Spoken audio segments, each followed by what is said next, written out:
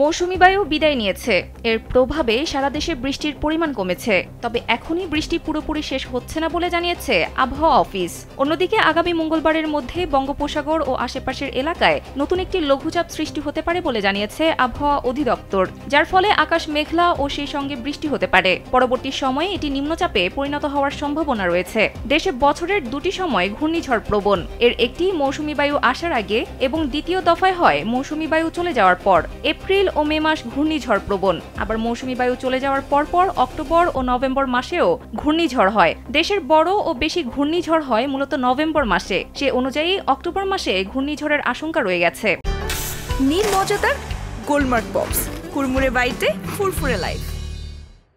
এছাড়া অক্টোবর মাসের শুরুতে আবহাওয়া অফিসের দীর্ঘমেয়াদী পূর্বাভাসে ৩টি লঘুচাপের কথা বলা হয়েছিল।